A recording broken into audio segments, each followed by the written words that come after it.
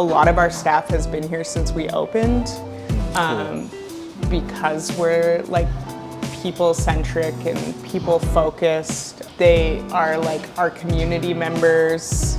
I think it's important to like hold that up and encourage other people to do that. So we were talking about Doe EV, we're talking about London on the verge of going to the next phase of its economy. So where would Doe EV be in the next phase? Doe EV and Honey Dip upstairs is interesting because the ownership down here is me and my husband, and upstairs it's me and my husband and Robin. So you're trying to do these good things for community. Yeah. And we get a lot from our community. It's tough to own a business in Old East Village right now. Like there's no getting around it. It's really frustrating owning a business in Old East Village. I think largely because there's so much potential and you're like, well, just why isn't this working? Like, this doesn't make sense. Drop this street in another city and like with these old beautiful buildings and like, it doesn't make sense. Yeah, I don't know. I really love this neighborhood and I see the potential in it, and I see the potential in the people that work for us that really want it to work. And so in that regard, like I think people appreciate that, but we, again, are always gonna have pushback. Like we fundraise for some of the social services down here, which there's lots of people in the neighborhood that don't appreciate them being here. Yeah. They see them as a problem, so when we fundraise for them, that's not looked on as like a positive thing for the neighborhood. And like, I understand that if you don't see lending cares as a positive aspect or a positive thing to have in the neighborhood, that you would also feel a certain type of way about Doe EV and us fundraising for them. So you do have to kind of balance that. And for a while, I think the first year, you know, it was being a little bit quiet about how we were feeling about all these challenges. And then it just seemed to me that like, for me to continue, I had to like be a little bit more true to myself and how I was feeling about the challenges. I think it's a lot easier to have a business that doesn't stand on your like moral feelings. It's a lot easier to have a business that is apolitical. Like, but it was hurting my heart. You know, these challenges exist here, and to pretend that they didn't seem to benefit anybody. And hopefully for the neighborhood, we create like a little bit of an escape from the challenges that we're seeing outside. I'm on West Coast time. West Coast time? Yeah, which is unfortunate because that's like an hour late all the time. I've heard about that versus like Toronto time where everything is very... Yeah, Toronto is always like hustle time, and West Coast time is like chill time. I met my partner in Vancouver, and like, I think it was really hard for him to understand, like, oh, you're just gonna go to like the beach and sit at the beach all day? And it was like, yeah, of course. Like, why wouldn't we? Yeah, it's good vibes. It was actually really jarring moving to like Ontario because people would meet up and they'd be like, oh, we should hang out. And they'd get out their phone calendar. And I would like go into immediate anxiety mode. Like, whoa. Yeah, we can meet up. But like, I don't know what I'm doing next Thursday. I don't know what I'm doing in an hour. So it's just very different. Though it probably works better. The functionality of West Coast time is not great. Not functional. Okay. Not functional. But like, maybe a little less stressful. Fair. And you've lived in what, like BC, Quebec as well, and Ontario? Lived in Calgary, Vancouver, Montreal, Toronto, Phoenix, Arizona, and now London, Ontario. What brought you to London? My husband is a pediatric respirologist with a specialty in sleep medicine and long-term ventilation. So he's this like hyper specialized physician that he has to work in a hospital that's attached to a learning center like Western. Okay. If he wants to work in his specialty. So you kind of you can only work in cities with universities attached to the hospitals. So that kind of shrinks where you can live. And then London was in need at the time. We have two small children. I guess when we made the decision, we had one. But the cost of living is so high in Vancouver and Toronto and even Montreal now that it was it was really to own a house, to raise our kids the way that we wanted to be able to afford to have like recreation activities in our life. Yeah. London seemed like a better place because we would be able to afford to do more for our kids. Yeah. And we could afford to open a business, which is also would not happen in Vancouver or Toronto. It's just cost too much upfront to do it, which is why in London you do get younger people in their 30s like opening creative spaces, though it is getting harder. The possibility still exists. Yes. Where it's getting harder and harder in bigger cities. It's a lot of it is like corporate money is the only way to open anything. So you lose that like really creative aspect. Everything starts to look the same. Everything's very sleek and catered and has to be like a really specific way. Yeah, like loses its like character in a sense. Yeah, like there's something really great about like having some grit. Not being the same.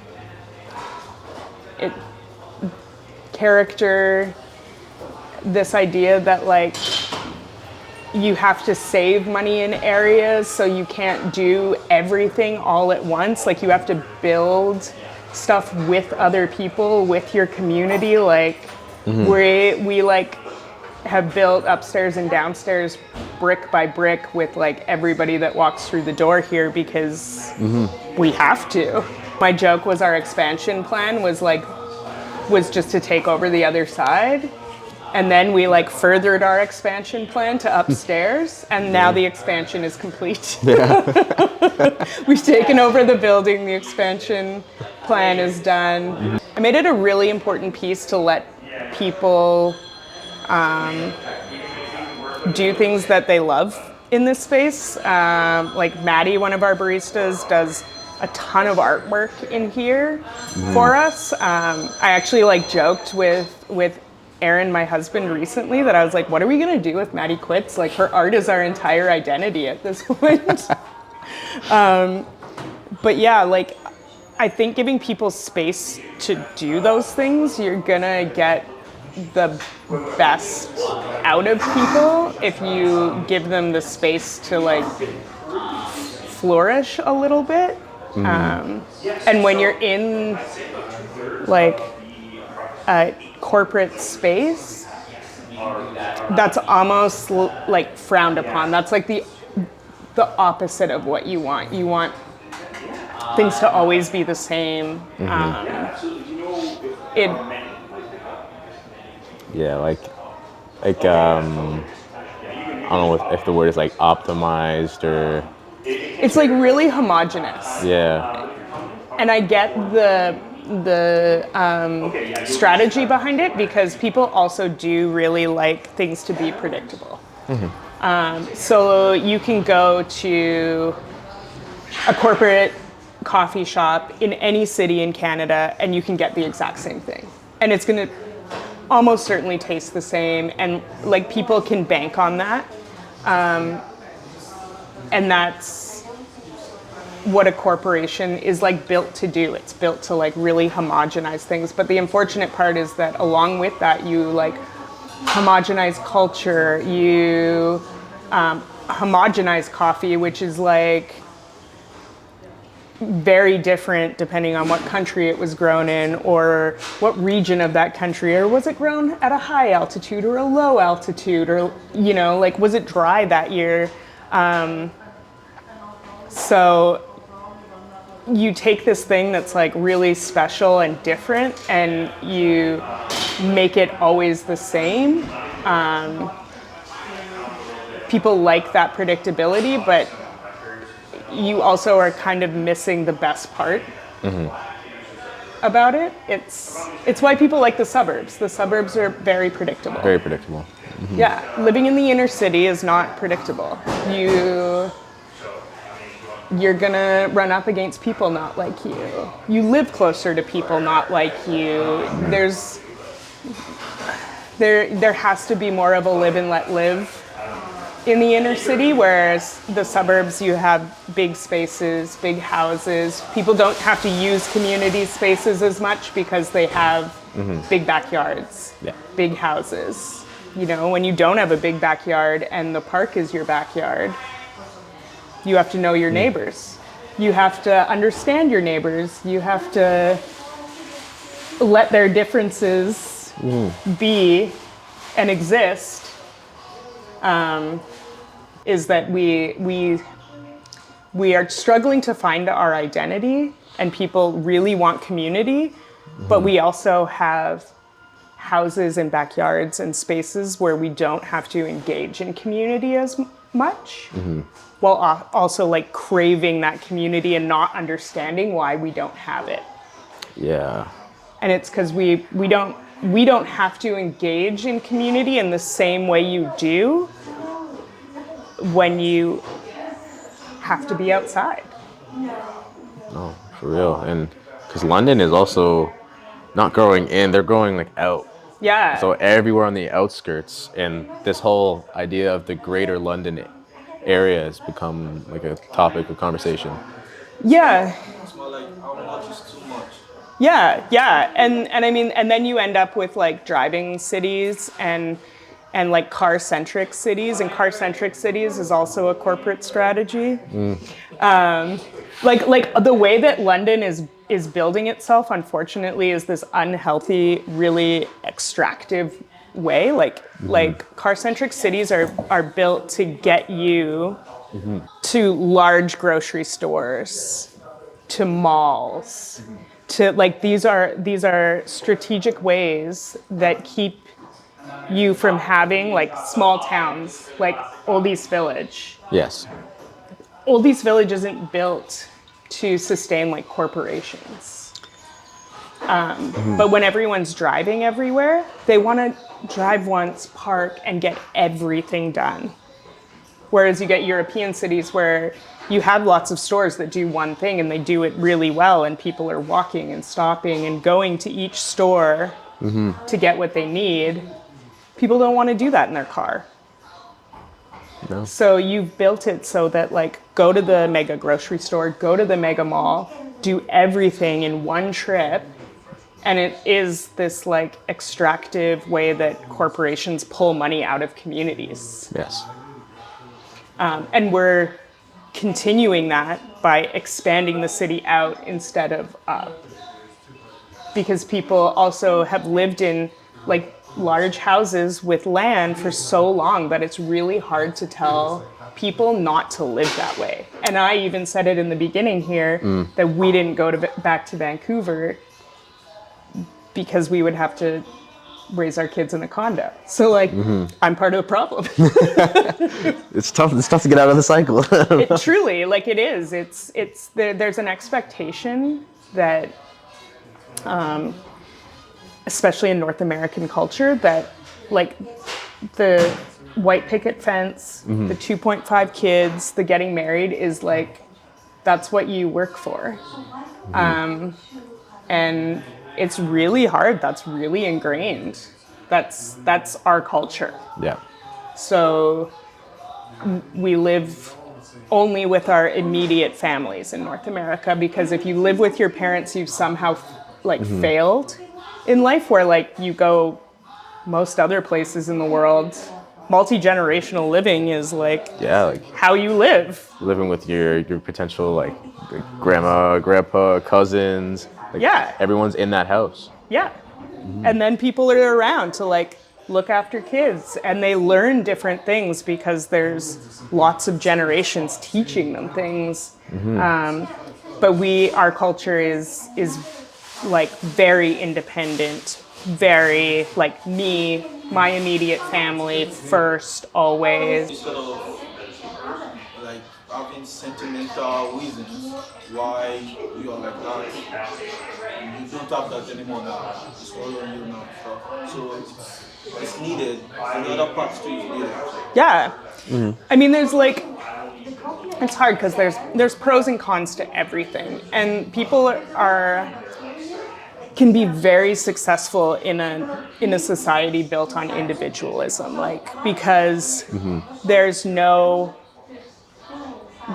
safety net a lot of the time. Yeah. Some people have safety nets in their family, but there's not the same kind of safety net. And like my parents live in Mexico, and for Mexico, not that there isn't a housing problem, but their whole culture is built on taking care of your family. So if something happens and your uncle loses his business, he probably he may lose his housing, but he's going to go and live with somebody else, and that's normal and fine. And so there's a greater safety net in cultures that don't thrive and live on individualism. You know, it promotes a bigger form of community now. Yeah. Because you know, when I go buy stuff, I make sure I tip, because it's a form of way to subsidize the stress out there. Yeah, so it's like a form of bigger community now, Yeah. to call like people coming together because of their common challenges. Yeah. People in OEV may be struggling with like theft, or maybe struggling with food insecurity, but they aren't struggling as much as a person with addictions and mental health living on the street. So it becomes hard to hear this struggle when you're hearing this struggle. And the common thread that we need to understand is that like everybody is struggling. Like we should be figuring out how to make life easier for everybody. But that also takes being able to speak to each other. And Yes. Not just like brushing off the other person's. yeah, you can't say that someone's not struggling, because to them they are. You gotta hear them out. Yeah. Recognize them. Like actually like, instead of the other way around. Even from like the business side of things, like I think people probably like know our politics, I guess, based on like what we fundraise for. Because we do like a ton of fundraisers, but that really does like tell people where we stand on issues, on like big issues that people are facing.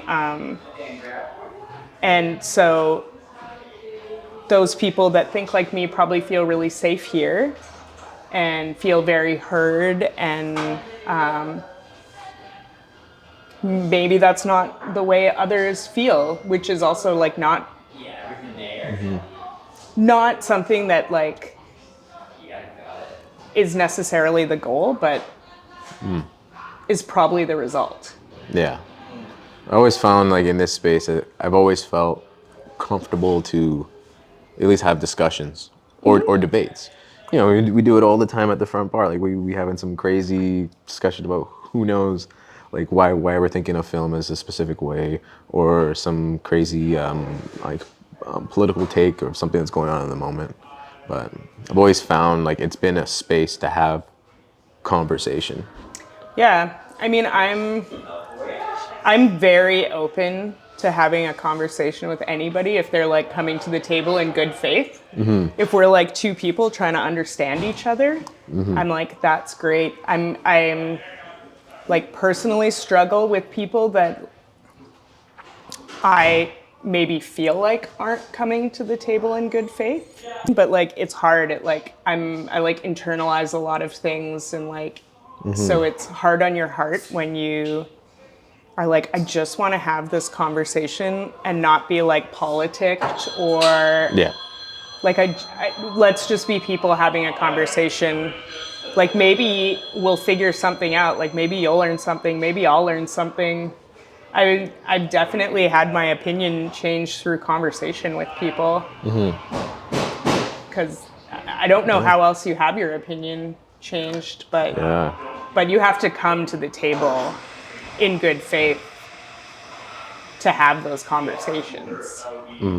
Yeah. Sometimes people just want to talk to just get something out of their head, and they don't want to hear your opinion. I was like so impressed, like half of like why Zoran Mamdani's campaign was so successful is that man walked around New York City and talked to people and didn't talk down to people and like had the conversation. And the conversations he had to have were like very tricky and very hard. Like there was conversation about like Palestine and Israel, and he managed to navigate those with like respect. Like I was so impressed with just his way that he could communicate with people. And now he's continuing to do that. And like his like first 100 days as mayor were like so impressive because he literally just walks around and talks to people without and forms. He formed his platform through talking to people.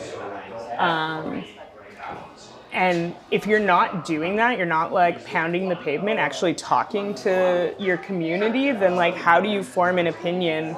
The loudest voice is not always the majority. I mean, I think that there's so much like bubbling at the surface in this city. There's so many people that want it to be better. And so many people working so hard to get it there that it's gotta happen. It's gotta. And I've been hearing it from so many people where like London is on the cusp of something, Yeah. and at some point it just has to break. We joke because everyone says it about Old East Village, but it's like so much potential. I say the same thing. So much potential. And like I almost envision in my brain like not like Kensington, but somewhere where a lot of people are just walking up and down. There's stuff always going on. Like all the stores are occupied, open. The community is outside. Yeah. I feel like it would be great to be like the funky, weird little sibling of Wortley.